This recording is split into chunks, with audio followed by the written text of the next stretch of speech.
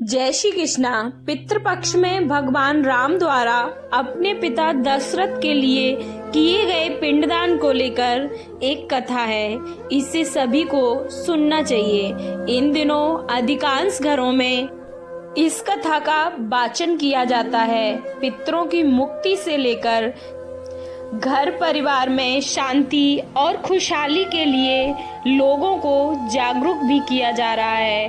कथा के अनुसार पितृ तीर्थ पुष्कर में भगवान श्री राम द्वारा श्राद्ध में ब्राह्मणों को भोजन कराने का उल्लेख है। पद्म पुराण में आया है कि प्राचीन काल में भगवान श्री राम जब भगवती सीता तथा लक्ष्मण के साथ चित्रकूट से चलकर महर्षि अत्रि के आश्रम में पहुँचे, तब उन्होंने मुनि श्रेष्ठ अत्रि से पूछा, महामुनि, इस पृथ्वी पर कौन कौन से पुण्यमय तीर्थ हैं जहाँ जाकर मनुष्य को अपने बंधुओं के वियोग का दुख नहीं उठाना पड़ता। वहाँ का श्राद्धिक कर्म पितरों की सदगति के हेतु बनता है। भगवान, यदि कोई ऐसा स्थान हो तो कृपया कर मुझे बताइए। मुनिवर अत्रि बोले, वत्स राम, आपने बड़ा उत्तम प्रश्न किया है। मेरे पिता ब्रह्मा जी द्वारा निर्मित एक उत्तम तीर्थ है जो कि पुष्कर के नाम से विख्यात है। वहां जाकर आप अपने पितरों दशरथ आदि को श्रद्धान्वित पिंडदान से तृप्त करें। वहां पिंडदान करने से पितरों की मुक्ति हो जाती है। यह सुनकर राम जी अत्यंत ही प्रसन्न हुए। उन्होंने पुष्कर जाने का मन बनाया।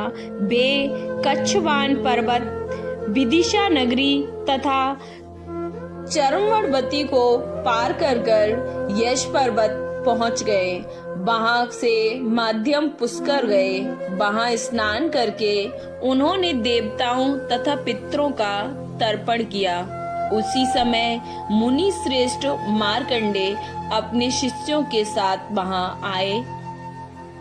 भगवान महामुनि को प्रणाम किया और कहा, मुनि, मैं महर्षि अत्रि की आज्ञा से यहाँ अभियोगा तीर्थ में पितरों का श्राद्ध करने उपस्थित हुआ हूँ। मार्कंडे ने कहा, रघुनंदन, आप बड़ा ही पुण्य कार्य करने जा रहे हैं। आप यहाँ राजा दशरथ का श्राद्ध कीजिए। हम सभी विप्रगण श्राद्ध में उपस्थित रहेंगे। श्री रघुनाथ जी से ऐसा कहकर वे सभी ऋषि स्नान करने चले गए। इधर श्री राम ने लक्ष्मण जी को श्राद्ध की सामग्री एकत्रित करने के लिए कहा। श्री लक्ष्मण जी जंगल से अच्छे अच्छे फलों को ले आए। श्री जानकी जी ने भोजन बनाया और श्री राम जी अभियोगा नाम की बावली में स्नान करके ऋषि मुनियों के आने की प्रतीक्षा करने लगे।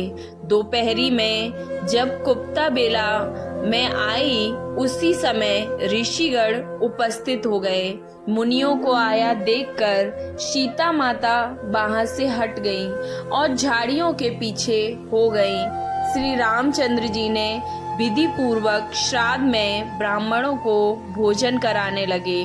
श्राद्ध की प्रक्रिया पूर्ण करके ब्राह्मणों के विसर्जन के अनंतर श्री राम जी ने देवी सीता से कहा, प्रिय, यहाँ आए। मुनियों को देखकर आप छुप क्यों रही थी? सीता जी बोली, नाथ, मैंने जो आश्चर्य देखा उसे मैं आपको बताती हूँ। सुनिए। आपके द्वारा नाम गोत्र का उच्चारण होते ही स्वर्गीय श्री महाराज यहाँ आकर उपस्थित हो गए। उनके साथ उन्हीं के समान रूपरेखा वाले दो पुरुष और भी आए थे, जो सब प्रकार के आभूषण धारण किए हुए थे। वे तीनों ही ब्राह्मणों के शरीर से सटे हुए थे और प्रभु, ब्राह्मणों के अंगों में मुझे पितरों के दर्शन हुए। उन्हें देखकर मैं लज्जा के मारे आपके पास से हट गई। इसलिए आपने अकेले ही ब्राह्मणों को भोजन कराया और विधि पूर्वक श्राद्ध की प्रक्रिया को संपन्न किया। भला मैं स्वर्गीय महाराज के सामने कैसे खड़ी रह सकती थी। मैंने वहां से जाना ही उचित समझा। यह मैंने आपसे सच्ची बात बताई है। यह सुनकर श्री राम जी तथा लक्ष्मण जी को भी बड़ी प्रसन्नता हुई।